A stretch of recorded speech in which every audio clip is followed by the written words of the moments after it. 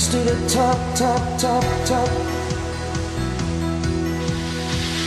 Just choose the best, not like the rest.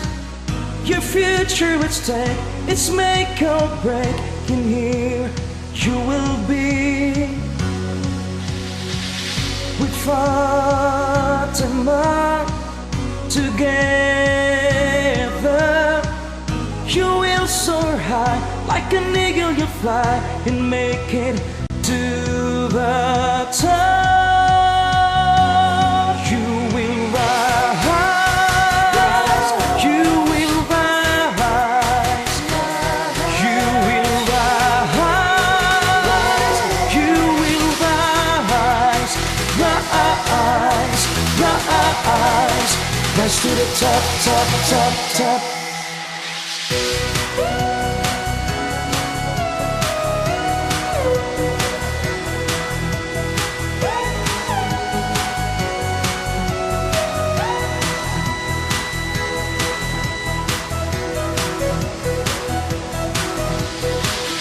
You can't go wrong.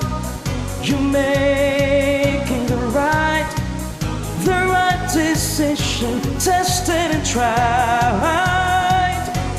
You will rise. You will rise. You will rise. You will rise. Rise. Rise. Rise to the top, top, top, top. An execution, it's right decision. Strong foundation, great education. Gonna be on top, you will rise to the top. Make it to the top, you will be with the tops. You will rise. You will rise. You will rise. You will rise. Rise. Rise. Rise to the top. You will rise. You will rise. You will rise. You will rise. Rise. Rise. Rise to the top, top, top, top. You will rise. You will rise. You will rise. You will rise. Rise. Rise. Rise to the top, top, top, top.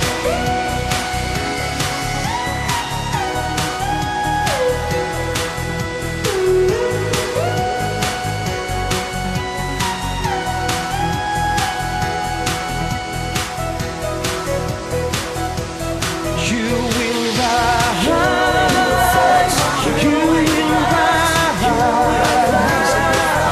will rise. You will rise. You will rise. Rise. Rise to the top, top, top.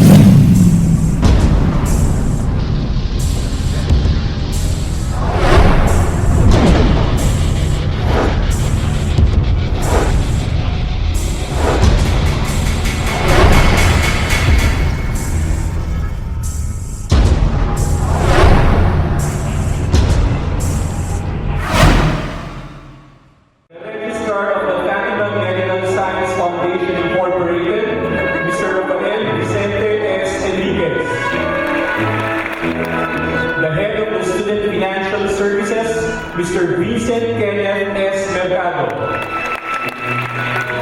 Ladies and gentlemen, our Vice President for Student Affairs, Dr. Maylene S. Abad Santos. The Vice President the Dean of the Graduate School, Dr. Heracleo D. Lagrada. The Vice President for Administrative Services, Mr. Enrico John O. Santos. Ladies and gentlemen, our Executive Vice President and Chief Financial Officer, Mr. Don August O. Santos. The Chairperson of the Board of Trustees, Dr. Yvonne Santos Guevara. Ladies and gentlemen, please join us in welcoming our University President, Dr. Caroline Marian Santos Enriquez, together with his afternoon's guest of honor and commencement speaker, the Treasurer of the Philippine Association of Colleges and Universities Commission on Accreditation, Dr. Rosita L. Navarro.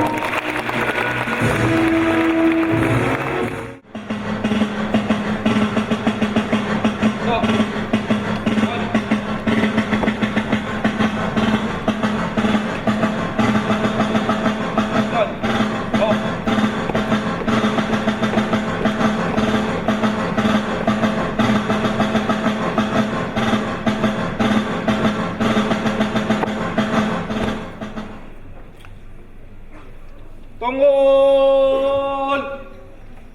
Po!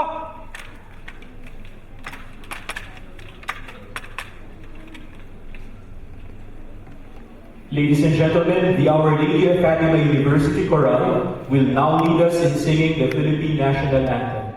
Bayang magiliw, pero sa silangan, alam ng puso sa dibdib mo'y buhay. Lupang hinirang, duyan ka ng magiging, sa manlulupi, di ka pasisi. Sa lagat at bundok sa simula, sa langit mo pagkaw, may nilagang tula at awit sa paglayang minamahal. Ang kisat ng patawad mo'y tagumpay na nalilinig. Ang bituin na taro ng kailan, mamay di magdidinig. Lupa ng araw na mahal at ipagsinta, buhay ay langit sa piling mo. Ang ibigay na naman may magabi, ang pamatay ng dahil sa'yo.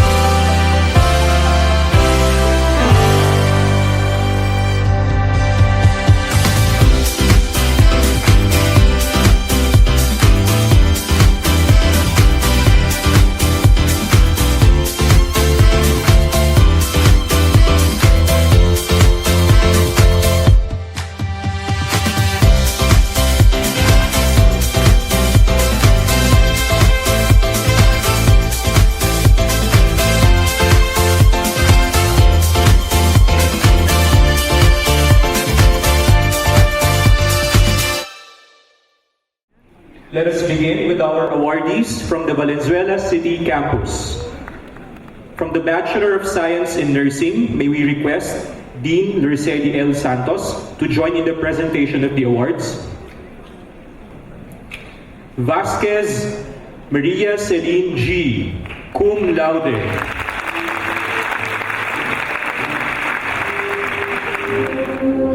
Graduate in Midwifery, Militante Zafira Grace T., cum laude.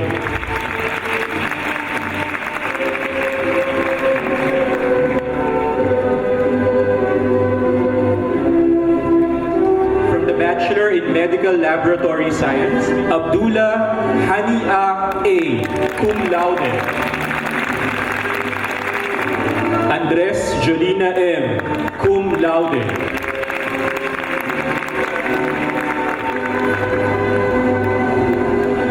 Anzures Graciel T., cum laude.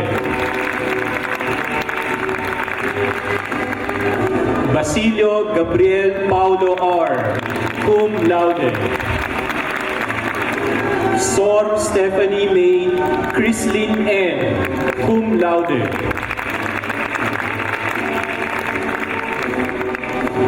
Vergara Justin Kim C., cum laude.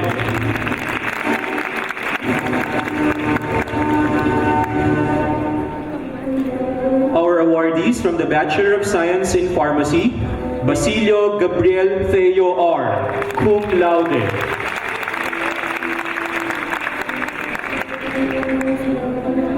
Messina Ivan V., cum laude.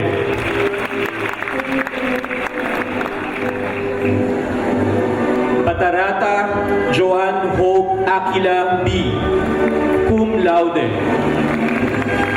Mosquite John Norman T., cum laude. Let us now recognize our awardees from the Quezon City campus. From the Bachelor of Secondary Education, major in English, Navarro Hazel Joy A., cum laude. Ladies and gentlemen, may we present to you our awardees from the Pampanga campus. From the Bachelor of Science in Accountancy, Meneses Regine May A., cum laude. Bachelor of Science in Psychology, Lukban Maria Shaira A., cum laude. Bachelor in Medical Laboratory Science, Payumo Crizel Nay D., cum laude. Tiglao Kimberly Kane S., cum laude. Reyes Erica Faye M., cum laude. Let us now recognize our awardee from the Cabanatuan campus. From the Bachelor in Medical Laboratory Science, Agsunot Diana May C., cum laude.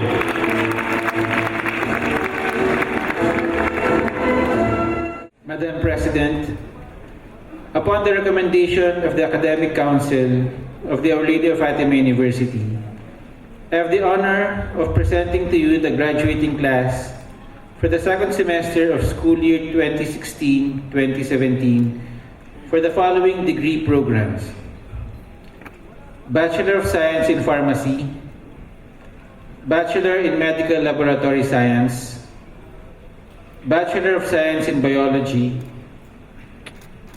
Bachelor of Science in Psychology, Bachelor of Science in Nursing, Bachelor of Education, major in Preschool Education, Bachelor of Secondary Education, major in English, Bachelor of Science in Education, major in Filipino, Bachelor of Science in Education, major in General Science, Bachelor of Science in Education, major in English, Bachelor of Science in Information Technology, Bachelor of Science in Computer Science, Bachelor of Science in Accountancy, Bachelor of Science in Accounting Technology, Bachelor of Science in Business Administration, Bachelor of Science in Travel Management, Bachelor of Science in Criminology, Bachelor of Science in Hotel and Restaurant Management, Bachelor of Science in Tourism, Bachelor of Science in Civil Engineering, Graduate in Midwifery. These candidates have satisfactorily completed all the requirements as prescribed by the Commission on Higher Education and that of the university. I petition you to bestow upon them the hood and colors of the degrees they have been merited. May they always cherish it with the dignity and the honor it deserves. Conferment of degree. By virtue of the authority vested in me by the Academic Council and the Board of Trustees of the Our Lady of Fatima University, I hereby confer upon you the colors symbolic of the degree and programs you have been merited, together with all the rights and privileges as well as obligations thereto appertaining. May you always wear them with the dignity and compassion that your profession and your alma mater can be proud of. Congratulations. To our university officials, graduates, parents, friends, ladies and gentlemen, pleasant afternoon.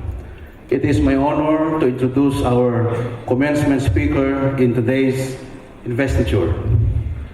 Our commencement speaker is a career educator who started as high school teacher of English and mathematics after earning the Bachelor of Science in Education degree with majors in English and mathematics, summa cum laude, at Centro Escolar University. She steadily rose the academic ladder through merit and regular honing of her expertise in teaching, research, curriculum evaluation and development, quality assurance, and educational administration, which culminated to her appointment as the 6th president of Centro Escolar University, the first to rise from ranks in 2001 up to 2007. Our speaker reached the summit of her teaching career when she received 2 prestigious awards: the Outstanding Professional Teacher, awarded in the year 2000 by the Professional Regulation Commission, and the Outstanding Professional in the Field of Teaching, awarded in 1997 by the Philippine Federation of Professional Associations. She has produced numerous research-based articles, books, and instructional materials. A recognized leader, she served as president of the following professional organizations: the Philippine Association for Teacher Education, the Philippine Association for Graduate Education, the Philippine Society for Educational Research and Evaluation, and the Association of Southeast Asian Institutions of Higher Learning.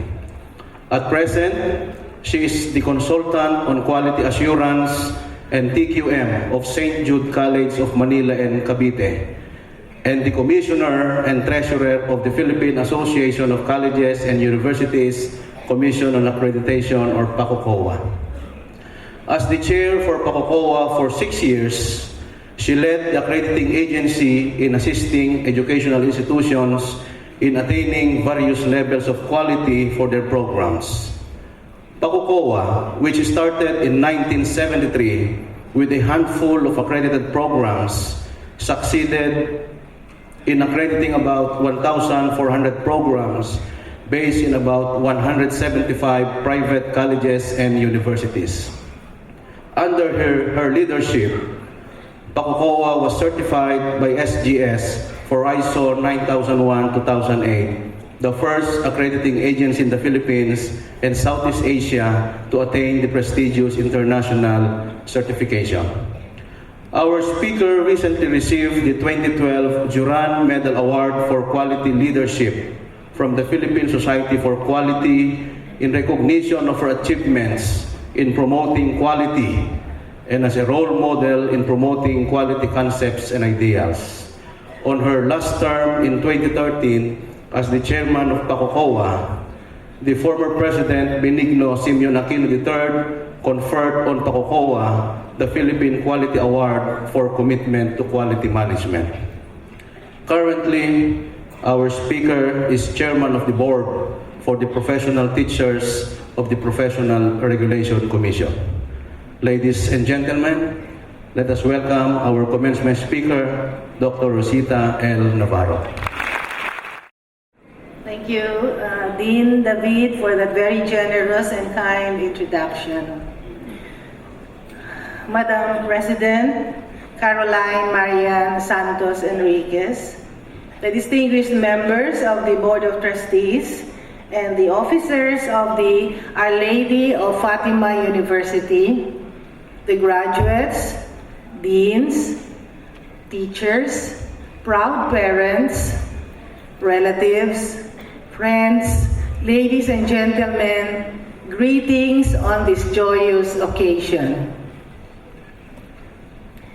Graduation, invariably called commencement, is both an end and a beginning. It is the end of formal college schooling and the beginning of work and professional life. It is understandable that the graduates face the situation with some degree of apprehension. Let me assure you, though, that this need not be so, for you have been adequately prepared by your alma mater, Our Lady of Fatima University, which enjoys the distinction as the only autonomous university in the Kamanava region and with level 3 and 4 accredited status for a number of its college and graduate programs from 2 prestigious accrediting agencies and certified by the Federation of Accrediting Agencies of the Philippines. Philippine education and Philippine educators, including myself, watch with admiration the achievement of your third and present President, Dr. Caroline Marian Santos Enriquez, who in barely 8 years was able to lead the university to unprecedented growth into its present expansion in 5 campuses and more, and recognition for quality education from national and international quality assurance organizations. 4 or 5 years ago, you were the raw materials for the well-rounded education that Dr. Vicente M. Santos and his successors, Dr. Juliet Santos and now Dr. Caroline Marian Santos Enriquez, endeavored to provide their students. These past 44 years, in pursuit of the university's educational philosophy of, I quote, improving man as man in veritas et misericordia, truth and compassion. I think I should be corrected. You are now 50 years old, not 44. You know, if you were a woman, you would appreciate being given that age, no, 44. But you are an institution, and 50 is a very distinct honor for an educational institution. Congratulations. You are now a golden university. This same motto must have served as the beacon light that guided you in acquiring knowledge in the classrooms, laboratories, and practicum in the practice settings where you honed your skills in preparation for the practice of your respective professions.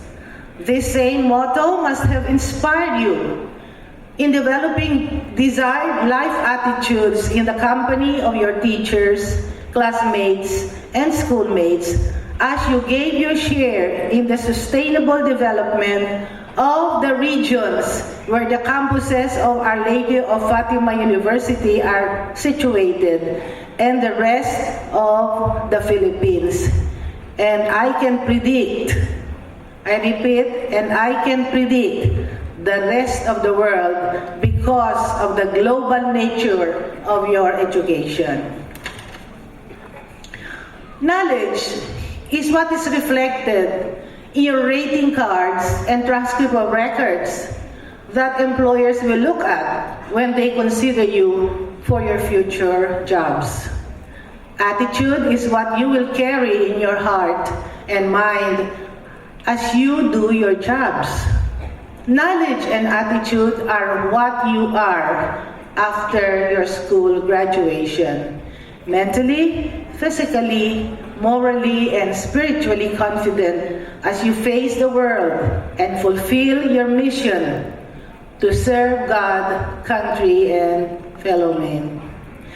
The graduates of 2017 will surely be overwhelmed by the awesome challenge that they will face. Consider some of them. A new dimension of reality, the cyberspace. A new form of addiction, video games. A new form of nourishment, frankenfood, or genetically modified food. A new employee, the robot.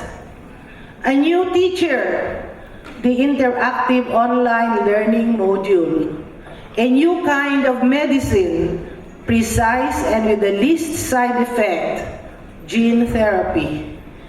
The threat of global warming to the world, the mutation of viruses that could lead to diseases of pandemic proportion. The list is long and keep growing longer. Now, how will the young professionals cope with the challenge to strengthen competence and commitment surrounded by such a threatening environment? I sincerely wish that you will develop insights on the dilemmas, but before you go to great lengths in search of the practical solution and tools to strengthen confidence, competence, and commitment, may I remind you of what Harry Potter and his friends discovered in their frantic search for the Sorcerer's Stone. That the stone all along was in each one of them. Similarly, the practical tools for strengthening confidence, competence, and commitment are in each one of you. In this regard, allow me to suggest the 5 S for strengthening work and professional confidence, competence, and commitment. The first S is for self-understanding. The first S requires introspection, which is the quality of being able to look at oneself close enough to see one's own weaknesses and strengths. Researches in psychology reveal that mental health is closely tied up with one's view and acceptance of oneself. A very high opinion of oneself leads to an unrealistically high level of expectation and aspiration, which often results in frustration. On the other hand, a very low opinion of oneself leads to cramping of personality, inferiority complex, and defeatism. Most people go through life with only a partial awareness of their incredibly wide range of human potentials. How does one get to know their potentials? Former United States Secretary of Health, Education, and Welfare, John Gardner, suggests a dialogue between the individual and his environment. Your initial reaction when others criticize you is to be irritated, then to defend yourself. Little do you realize that when these criticisms come from people who care for you, like your family and friends, they can be your key to a better understanding of your weaknesses. Knowing these weaknesses, you can proceed to either minimize them or turn them into strengths. After identifying your strengths and weaknesses, you will have to go through trial and error to arrive at certitude or certainty about yourself. In such process, do not be afraid to make mistakes. Be willing to risk failure. Remember that the difference between the foolish and the wise is that the wise learns from his little errors, while the foolish errs from the little he learned. A good introspection can give you the self-understanding that you need as a worker and professional, so that when your staff says and you start saying, I want to, you know exactly where you want to go. The second S stands for sensitivity. After knowing yourself, you will be ready to shift your attention to people and things around you. Sensitivity is the ability to perceive, observe, and act or react accordingly. As professionals or workers, you will be expected to be alert to developments around you. An office mate in need of help, an office wanting in cleanliness, a hazard to health and well-being, a task unattended to, all these should merit your attention as a worker or a professional. A worker or a professional should also be sensitive to the motives. A motive is a goal, an objective, a purpose. The difference between a man and a beast is that a beast acts without purpose, while a man acts for a purpose. As workers and professionals, you should be able to see the motive, goal, or purpose in all your actions and never lose track of such goal until the fulfillment or completion of your task. Sensitive workers and professionals know the needs and aspirations of their fellow workers and professionals. The third S is sympathy. The gift of sympathy is what we can share in abundance with as many friends and co-workers as we can count. It is the characteristic of well-adjusted people to have mutually renewing relationships with fellow human beings. They are willing to accept love and equally willing to give love. Sympathy throws out the frozen self and evolves new perspectives. Sympathy enables us to accept people as they are and reach out for the best in them. Sympathy allows us to focus full attention on others and forget ourselves to a point where we can afford to accept and laugh at our own mistakes. Medical findings reveal that during laughter, the levels of stress hormones called cortisol decrease, and conversely, the body releases endorphins, the chemical that makes people happy. The healing kind of laughter is that self-aimed humor. A sure sign of mental health is when you can afford to ridicule yourself and laugh at yourself in the process. Dr. Smiley Blanton, an eminent American psychiatrist, recounted that in many of the psychiatric cases that he handled, the turning point to recovery would come when the patient began to see a glint of humor in some aspect of his life. Dr. Blanton said, and I quote, "I've seldom been called on to help a person who had a sense of the ridiculous, and I have never had to treat anyone who could afford to laugh at himself and really enjoy it. The fourth S is situationalism. The mark of a worker or professional is the ability to adjust to varying situations.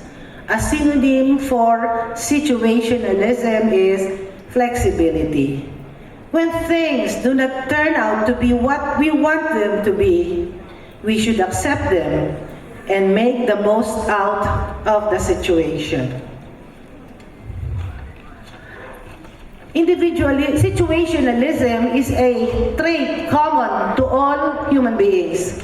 In fact, of all creatures, people are the most adaptable. Knowing this characteristic, you as a worker or professional will be more enthusiastic in your projects and activities. Enthusiastic adaptability is important for professionals. If you must do something, do it well and with pleasure. When you do something grudgingly, you not only accomplish inferior work, but you even cause a toll on your nerves and the nerves of other people whom you displease. Enthusiasm elevates life from the commonplace and gives it meaning. Play life hot, and even if you suffer burns in the process, you will at least radiate warmth to the people around you. Jack London, a famous novelist, said, and I quote, "I would rather be ashes than dust. I would rather that my spark would burn out in a brilliant blaze than be stifled by dry and cold mold." The fifth S is suppleness. Determination is bringing to desired completion whatever one has started. It requires dedication, consistency, and drive to ceaselessly pursue a goal. After all, work worth doing at all is worth doing thoroughly. Sometimes, however, you have tried very hard a number of times and still you fail. There are times when you simply have to give up pursuing a particular goal, or perhaps change your strategy or approach. Giving up is not a sign of weakness. If you realize that things and circumstances are simply beyond human means to subdue, here is where acceptance is the key to mental health and self-integration. At this point, we recall Manuel Quezon, the Philippine Commonwealth President, who advised the Filipinos to be, I quote, pliant like the bamboo. After a devastating storm, only the bamboo stands among the trees around. With suppleness, you are like the bamboo that can survive the storm and stress of life. Knowing when to continue with determined effort until the completion of an activity, and when to accept that some things are beyond human means to accomplish, is not an easy task. It demands a thorough understanding of oneself and one's capacity, a deep insight into human motivations, and an incisive view of past and present experiences. And so, to recapitulate, the 5S of work and professional success suggested are self-understanding, sensitivity, sympathy, situationalism, and suppleness. Remember that these tools are in every one of you. In closing, with your kind indulgence, allow me to share the thought of an anonymous author on the kind of life that really matters for professionals and future workers like you. Ready or not, someday all you have will end. Your wealth, fame, and temporal power will shiver to irrelevance. It will not matter what you owed or what others owed you. It won't matter where you came from or in which side of the tracks you lived. It won't matter whether you were beautiful or brilliant. Even your gender and the color of your skin will be irrelevant. So what will matter? What will matter is not what you bought, but what you built. Not what you received, but what you gave. What will matter is not what you learned, but what you taught others.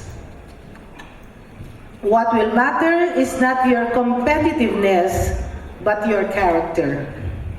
What will matter is every act of integrity, compassion, courage, or sacrifice that enriched, empowered, or encouraged others to emulate your example. Living a life that matters doesn't happen by accident. It's not a matter of circumstance. It is a matter of choice. So choose to live a life that matters when you become professionals and workers.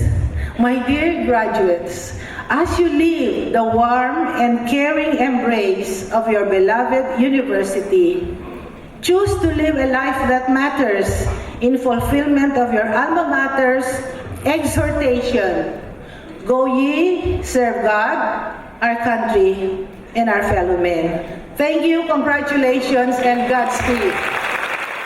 This plaque of appreciation is presented to Dr. Rosita L. Navarro, Treasurer, Pakukua, as graduation speaker during its commencement exercises. Signed by our President, Dr. Caroline Enriquez.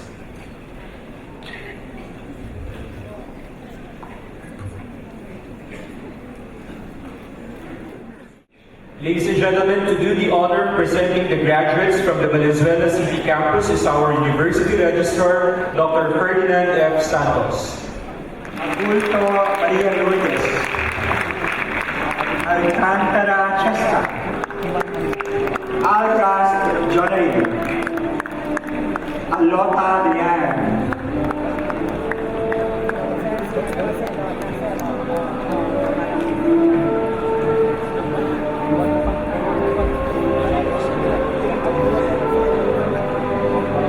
Angulo Michelle, Aragon Molina, Arcelia Argy, Arcelia John Pino, Bayaran Sofia Malifel,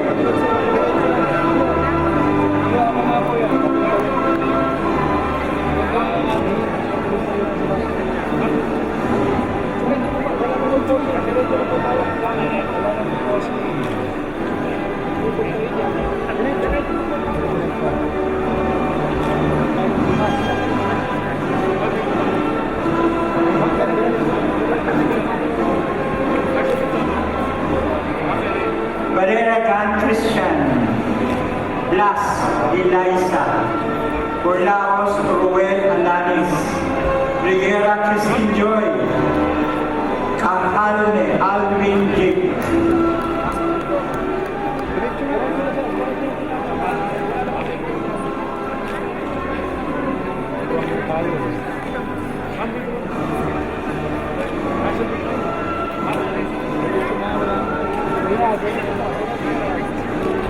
Kalidayan Sara Patricia, Casimiro G.P. Marie, Kasim Felin Nida, Katay Eileen May, Ciudad Alisa Gabriel.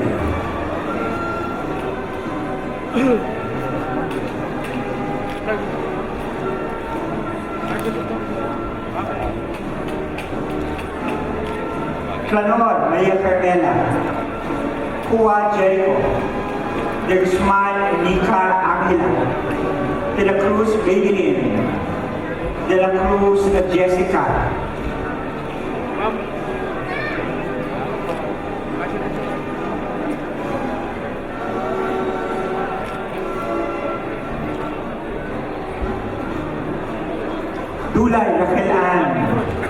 Enero Michelle Ann, Fige Jomani, Francisco Sheila, Gerlan Juan Miguel,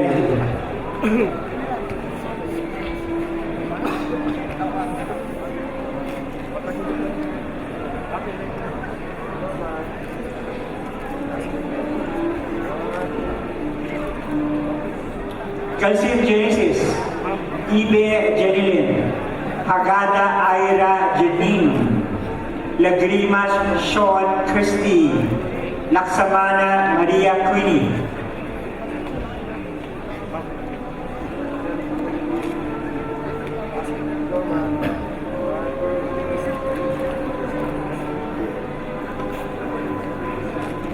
Lazaro Kelian, Lee Romualdo Jr., Lobo Christian May, Lorenzo Michel, Makoy Alunado,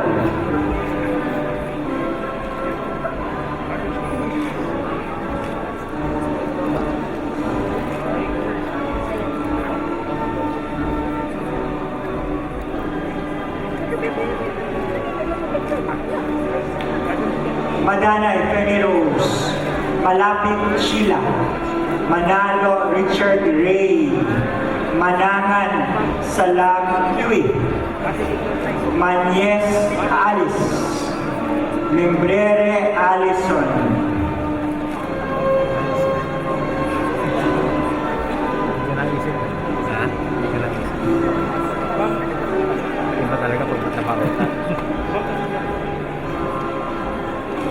Mendoza Michael, Morales Charmaine, Padua Jessa V, Paras Catherine, Parcon Arcel and May,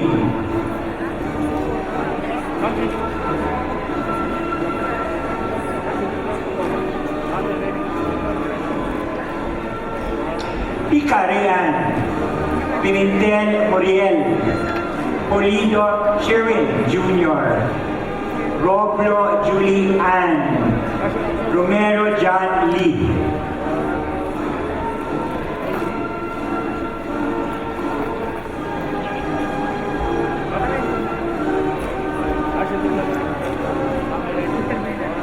Rosal Joaquin James, San Miguel Irian, San Pedro Jorge Ignatius, Santos Maureen Joycey, Serrano Regen, Silao Christine Joy,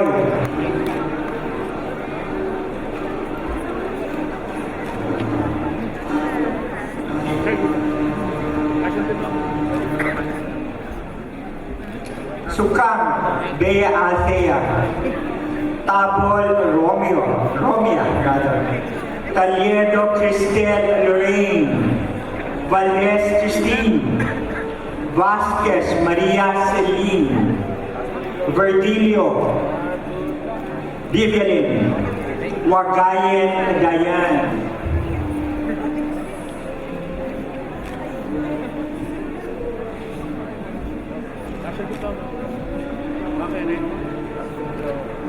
our graduates from the School of Midwifery, Adriano Gillian, Alibambang Annalyn, Malunan Michaela, Baon Zeus Mervin, Bulacan Eloisa,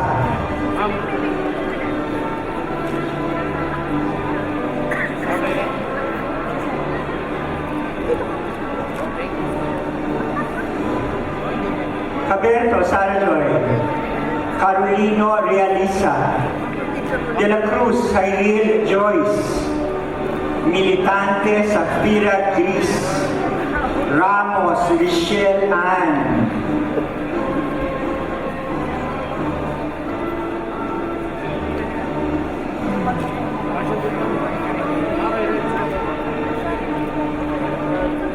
Ramos Rodelin, Regala Mary Rose, Reyes Elamay, Tubat Leslie, Velasquez Angelica Marie,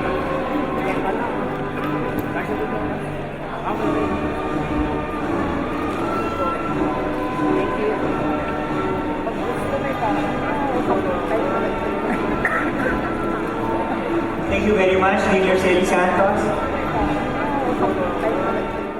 Our graduates from the Bachelor of Science in Psychology program are Bayani Hilary, Aguilar Ann Jarem, Aloot Mary Joyce, Amahito Rose Ann, Anito Dwingkor Ashley,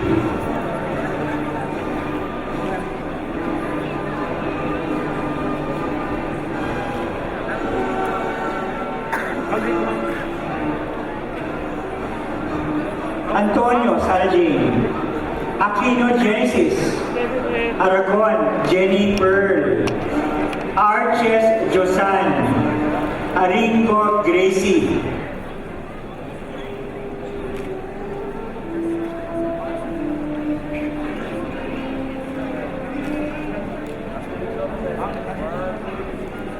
Bagtas Arabella Maris, Bangay Laika, Barrera Criscia, Batikan Eunice Ann Lery, Beato Lovely Joy, Pelsa Aronica Cherubin,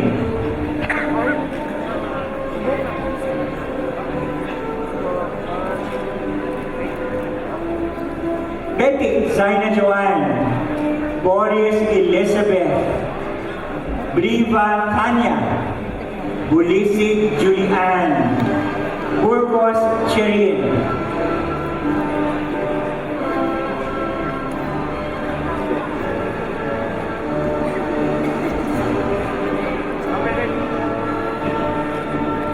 Cabillas John Kenneth, Kagiyowa Geraldine, Kalimpas Maria Janicalin, Camacho Janica Ina, Castro Gray Ryan, Sebuma Estra Joy,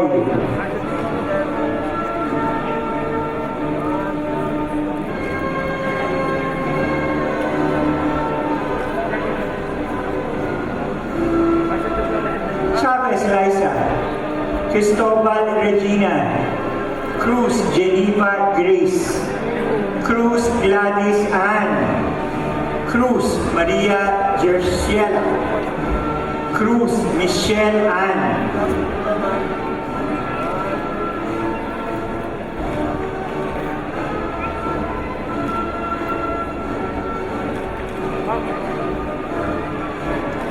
Puerto Lara Elaine, Dapot Jennifer, Dain Napoleon, Dake Leslie, De Mesa Adrian, Diaz Jellingen, Diaz Janelin,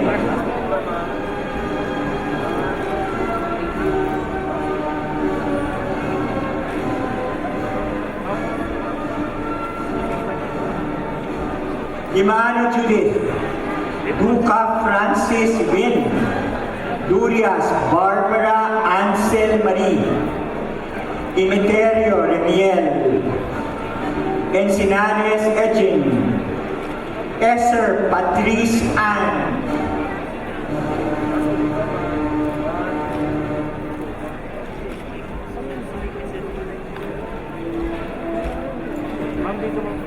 Eso, Cirela Joyce, Estrella Lee Justin, Evans Karen, Francisco Patricia, Julio John Paul, Jeronimo Maria Melita,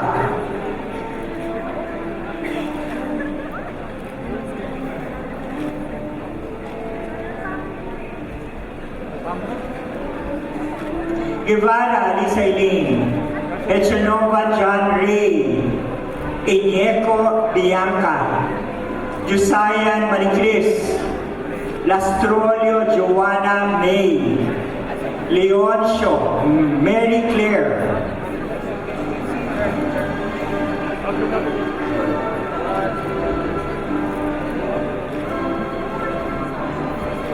Limping Arancia Rebecca, Makalalan Camille, Makukay Reina Joy, Makuha Merinel, Magulona Biomi Rose, Manalo Clarissa Rica.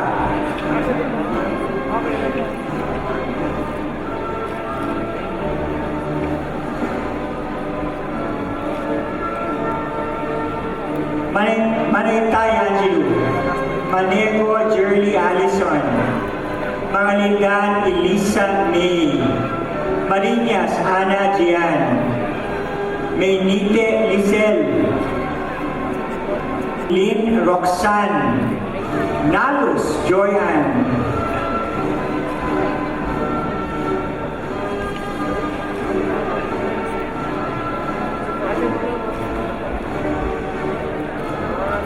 Nito Jude Christopher, Oliveros Jaisa, Omal Marichel, Okialta Mary Grace, Palomares Nancy Marie, Penilia Susana Ruth, Bresas Arian K.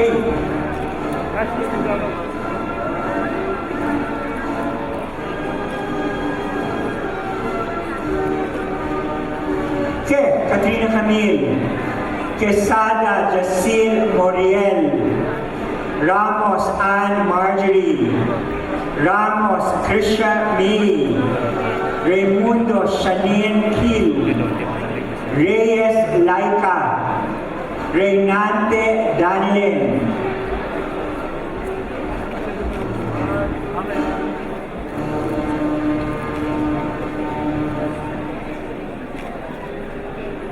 Rosero Joy Sofia, Sajasha Paul Christian, Sales Christine Camille, Santos Janina Monique, Santos Michaela, Silvestre Jenica.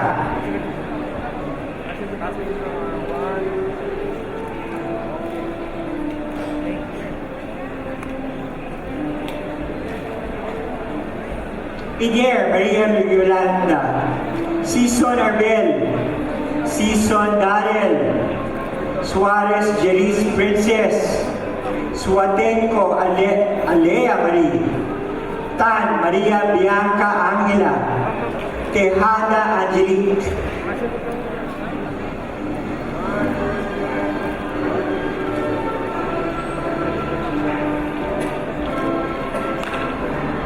Terrible Erika May, Tulacan Marie France, Velasquez Rosan, Verceles Pauline, Versosa Jean Clarence, Victoria Christine, Villagracia John Paul, Villapando Aldwin Joseph,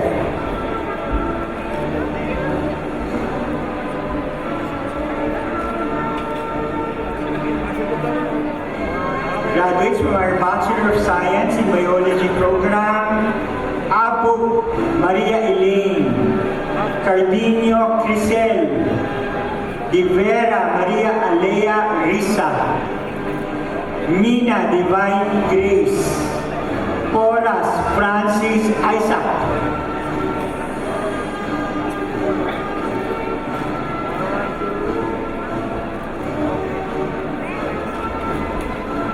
Sigia John Paul, Santo Domingo Rodrigo, Villamor Joseph Christian,